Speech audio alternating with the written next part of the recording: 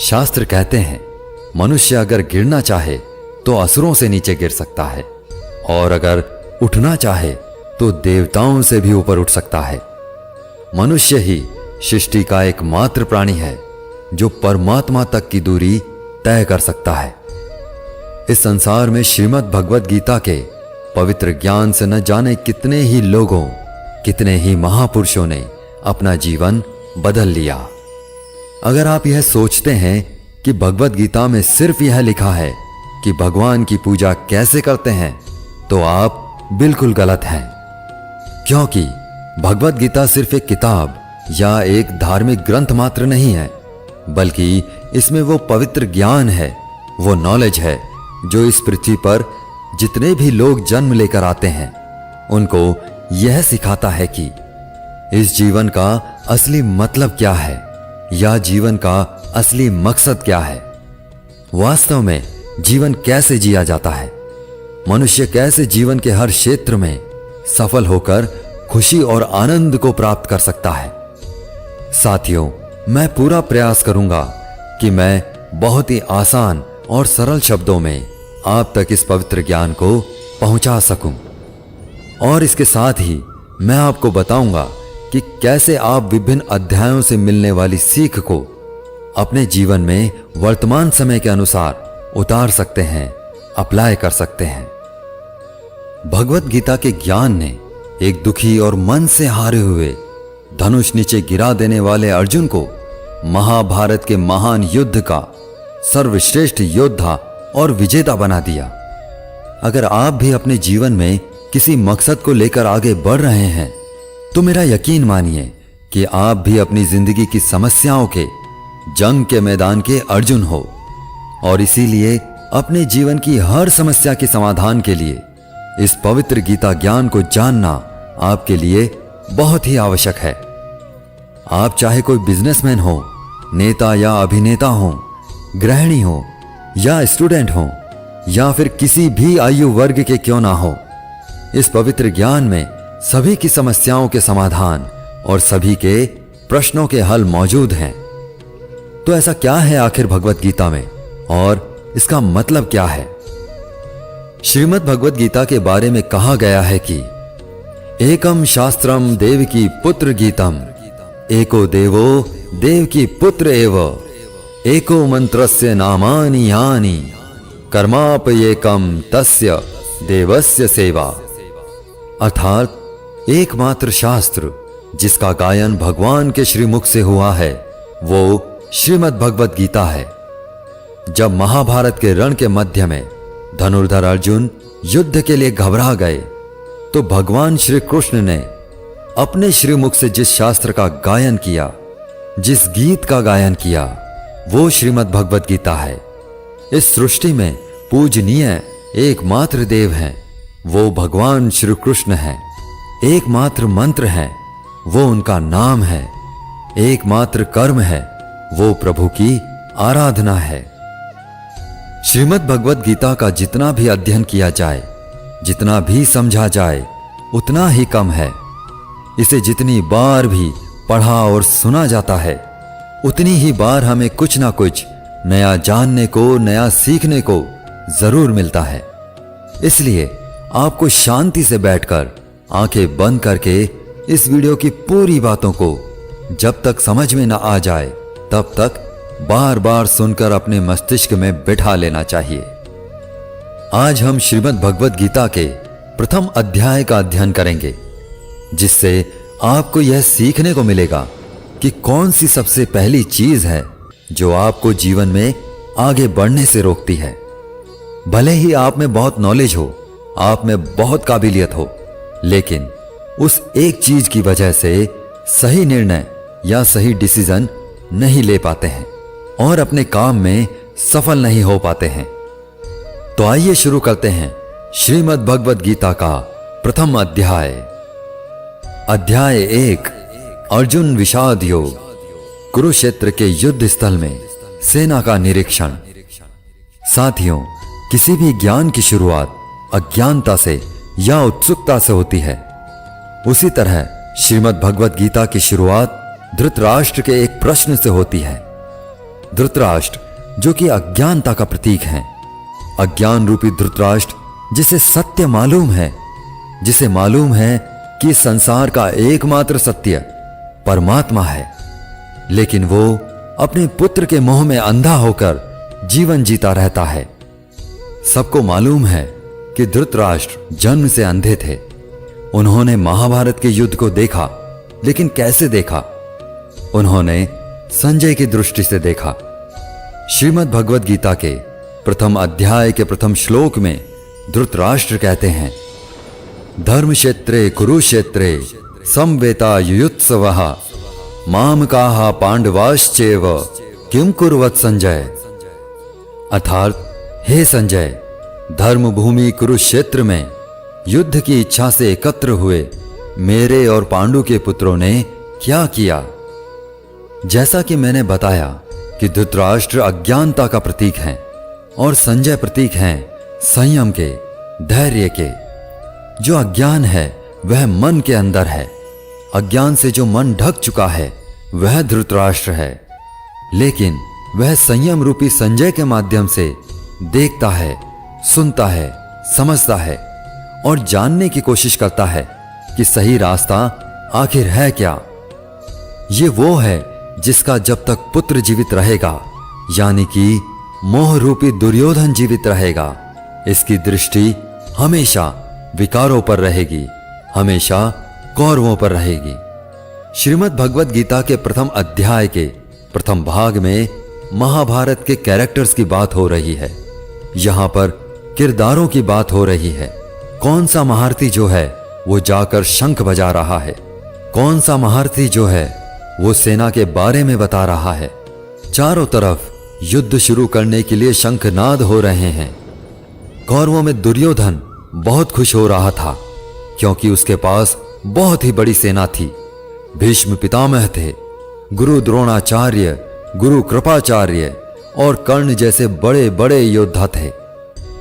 पांडवों की सेना में अनुराग रूपी अर्जुन, भाव रूपी भीम, धर्म रूपी युधिष्ठिर सहित पांचों पांडव, भगवान श्री कृष्ण और अभिमन्यु आदि थे। यह युद्ध पूरी तरह पारिवारिक युद्ध था। पांडवों और कौरवों के लिए गुरु द्रोणाचार्य और कृपाचार्य दोनों एक ही थे, भीष्म भी एक ही थे। साथ ही साथ पांडव और कौरव खुद भी आपस में चचेरे भाई थे, लेकिन हर कोई जीतने के इरादे से रणभूमि में आया हुआ था। इस अध्याय के 15वें श्लोक में संजय धृतराष्ट्र को बताते हैं कि पांचजन्यम ऋषिकेशो देवदत्त धनंजयः पौंड्रम दधमौ महाशंखम भीमकर्मा व्रकोदरः। अर्थात ऋषिकेश ने अपना पांचजन्य शंख बजाया, अर्जुन ने देवदत्त शंख बजाया तथा अति भोजी और अति मानवीय कार्य करने वाले भीम ने पौंड्र नामक भयंकर शंख बजाया। इस श्लोक में भगवान श्री कृष्ण को ऋषिकेश कहकर संबोधित किया गया है क्योंकि वे ही समस्त इंद्रियों के स्वामी हैं। सारे जीव उनके भिन्न अंश हैं, अतः जीवों की इंद्रियां भी उनकी इंद्रियों के अंश हैं। भगवान समस्त जीवों के हृदय में स्थित होकर उनकी इंद्रियों को निर्देशित करते हैं। यहां कुरुक्षेत्र की भूमि में भगवान कृष्ण अर्जुन की दिव्य इंद्रियों को निर्देशित करते हैं, इसलिए उनको ऋषिकेश कहकर संबोधित किया गया है। आप जैसे जैसे श्रीमद् भगवद गीता को पढ़ते जाएंगे तो आप समझते जाएंगे कि बहुत सारे किरदारों के बारे में आगे कोई बात नहीं हुई है। सिर्फ भगवान श्री कृष्ण और अर्जुन का ही संवाद सिमट करके रह जाता है, क्योंकि भगवान के श्रीमुख से जो शास्त्र निकला है वह सिर्फ और सिर्फ अनुरागी अर्जुन के लिए था। जब हम इसी प्रथम अध्याय के दूसरे भाग में आते हैं तो फिर बात होती है धनुर्धर अर्जुन की दुविधा की, उनके संशय की। अर्जुन जो है वो भगवान श्री कृष्ण से कहते हैं कि आप जो मेरा रथ है उसको ले जा करके दोनों सेनाओं के बीच में खड़ा कर दीजिए, मध्य में खड़ा कर दीजिए। मैं देखना चाहता हूं कि कौन कौन जो है वो इस युद्ध भूमि में आए हुए हैं। भक्त वत्सल भगवान श्री कृष्ण जो अपने परम मित्र अर्जुन के लिए इस युद्ध में उनका सारथी बनना स्वीकार करके अर्जुन के साथ सारथी के रूप में रथ पर स्थित हैं, वह अर्जुन के आग्रह अनुसार रथ को दोनों सेनाओं के मध्य में ले जाकर खड़ा कर देते हैं। अर्जुन देखते हैं कि दोनों तरफ जो हैं उनके अपने हैं। कोई काका है, कोई मामा है, कोई गुरु है, कोई भाई बंधु है। अर्जुन ने युद्ध के मैदान में जहां भी देखा वहां दोनों तरफ ही सिर्फ परिवार वाले नजर आ रहे थे। यह देखकर अर्जुन बहुत दुखी और व्याकुल हो जाते हैं। उनके हाथ से उनका धनुष गांडीव गिर जाता है, त्वचा जलने लगती है, बुखार आ जाता है। समझ में नहीं आता कि यह कैसा युद्ध है जिसमें दोनों तरफ अपने ही लोग खड़े हुए हैं। अर्जुन को भी भ्रम हो जाता है।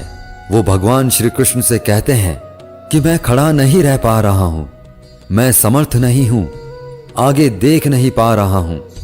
मुझे तो इस युद्ध का लक्षण भी उल्टा ही दिख रहा है, विपरीत ही दिख रहा है। मैं अपने कुल को मार करके कल्याण को नहीं पाना चाहता, और कुल को मारने से कब कल्याण मिलता है। धनुर्धर अर्जुन भगवान श्री कृष्ण को अपने से कम समझते हैं, क्योंकि अर्जुन ने अब तक भगवान श्री कृष्ण को सिर्फ अपना मित्र माना, सखा माना, इससे ज्यादा नहीं माना। अर्जुन को नहीं पता था कि इसी भगवत गीता में आगे चलकर 11वें अध्याय में इसी अर्जुन को जो अनुराग का रूप है, उसी को भगवान के विराट रूप के दर्शन होने वाले हैं। धनुर्धर अर्जुन जो है वो अपनी तरफ से तरह तरह के तर्क देते हैं कि कैसे भी मैं इस युद्ध से वापस चला जाऊं या इस युद्ध को टाल दिया जाए, लेकिन यह युद्ध अब टाला नहीं जा सकता था। अर्जुन ने अपनी तरफ से हर वह तर्क दिया कि ये सब मेरे अपने हैं, मेरे परिवार के हैं, इनको मार करके मुझे क्या मिलेगा। मैं अपने ही लोगों को युद्ध में नहीं मार सकता, मुझे इस राज्य के लिए तो क्या, अगर कोई तीनों लोक भी दे दे तो भी मैं ऐसा युद्ध नहीं करूंगा जिसमें मुझे अपनों को मारना पड़े। अर्जुन त्रिलोक का साम्राज्य भी नहीं लेना चाहते, वो उसको भी नकार रहे हैं। तो भगवान श्री कृष्ण ऐसा क्या देने वाले हैं कि अर्जुन तैयार हो जाएंगे, मान जाएंगे इस युद्ध भूमि में उतरने के लिए। सब कुछ जानेंगे श्रीमद् भगवद गीता के आने वाले अध्यायों में। प्रथम अध्याय के अंत में अर्जुन जो है वे हताश और निराश होकर रथ में पीछे जाकर बैठ जाते हैं। अर्जुन को उस पूरी सेना के निरीक्षण में अपनी फैमिली दिखाई देती है, परिवार दिखाई देता है जिनको मारना है। जहां तक संबंध होते हैं वहीं तक आप दुनिया मानते हैं। अर्जुन को मालूम नहीं था कि जो उनके मित्र श्री कृष्ण हैं वे स्वयं भगवान हैं, और अर्जुन को जब यह मालूम चलने लगता है तो वे गिड़गिड़ाने लगते हैं, क्षमा मांगने लगते हैं। अर्जुन बहुत सारे संशयों और डाउट्स के बीच में उलझ चुके थे, युद्ध नहीं करना चाहते थे, लेकिन भगवान श्री कृष्ण ने उनकी हर समस्या का, हर शंका का समाधान किया। दोस्तों, गीता के इस फर्स्ट चैप्टर से हमें यह सीखने को मिलता है कि वास्तविकता हमारी सोच से अलग होती है। हमें नहीं पता होता है कि जब हम कोई काम करने का इरादा लेकर जा रहे होते हैं तो वहां पर क्या हो सकता है। जब हम किसी बुरी चीज का सामना करते हैं तो हम संयम खो बैठते हैं और घबरा जाते हैं। घबरा जाने के बाद हम हमारा ही असली रूप भूल जाते हैं। इसी तरह हमारे शरीर में, हमारे मन में भी अच्छाई और बुराई का युद्ध निरंतर चलता रहता है, जिसके कारण हमारे मन में भी अर्जुन की भांति ही तरह तरह के संशय, तरह तरह के डाउट्स पैदा होने लगते हैं। इन संशयों से उबरने के लिए श्रीमद् भगवद गीता के ज्ञान के माध्यम से भगवान श्री कृष्ण की शरण में जाने का मौका मिलता है। तो आप जो पाप हैं उसे पीछे छोड़ने लगते हैं, पुण्य के साथ आगे बढ़ने लगते हैं, और अपने ही क्षेत्र को, जो अपना शरीर है, अपना मन है, उसे धर्म क्षेत्र बना लेते हैं। लेकिन अगर आप विकारों के साथ, बुराइयों के साथ चलते हैं, काम क्रोध के साथ चलते हैं, तो आप अपने ही शरीर, अपने ही मन को कुरुक्षेत्र बना लेते हैं।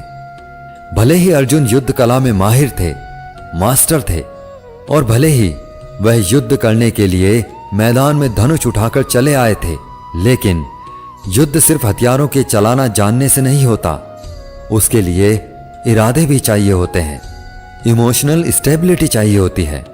मैदान में आकर अर्जुन को अपनी ड्यूटी या कर्तव्य से ज्यादा फैमिली और गुरुओं से मोह हो गया और फिर वे दुखी हो गए। वे युद्ध करने का डिसीजन नहीं ले पाए। इससे यह भी सीखने को मिलता है कि जीवन में हमें हमारा कर्म करने से सबसे पहले रोकने वाला कोई होता है तो वह है हमारा मोह, लगाव या अटैचमेंट। जैसे कि आप सुबह जल्दी उठ सकते हैं, लेकिन आपको नींद और आलस से मोह होता है। आप अपने लक्ष्य को हासिल करने के लिए कठोर मेहनत कर सकते हैं, लेकिन आपको आराम से अटैचमेंट होता है। अर्जुन एक क्षत्रिय थे और युद्ध करना ही उनका काम था, और वे युद्ध करने में बहुत अच्छी तरह से ट्रेंड भी थे, लेकिन वे मोह में आकर, अटैचमेंट में आकर अपना कर्म भूल गए। इसलिए अगर लाइफ में आपको चुनौतियों से लड़ना है तो आपको अपने अटैचमेंट को सैक्रिफाइस करना आना चाहिए। दोस्तों, इसको आप इस तरह भी समझ सकते हो। मान लो आप किसी से बहुत प्रेम करते हो, लेकिन वह मनुष्य आपके प्रेम की कदर नहीं करता। ऐसे में आपको उसका प्रेम पाने का मोह नहीं होना चाहिए, क्योंकि अटैचमेंट किसी भी तरह का हो, जब तक वह है आप अपनी लाइफ के अर्जुन नहीं बन पाओगे। साथियों, उम्मीद है आपको श्रीमद् भगवद गीता के प्रथम अध्याय की यह सरल व्याख्या जरूर पसंद आई होगी और आपको इससे बहुत कुछ सीखने को मिला होगा। इस वीडियो से आपने क्या सीखा हमें कमेंट करके जरूर बताएं। अगर इस वीडियो में मुझसे कोई भी त्रुटि या गलती रह गई हो तो मैं क्षमा प्रार्थी हूं। मिलते हैं जल्दी ही श्रीमद् भगवद गीता के दूसरे अध्याय की आसान और सरल व्याख्या के साथ। तब तक के लिए अपना ख्याल रखें, स्वस्थ रहें, प्रसन्न रहें। जय श्री कृष्णा।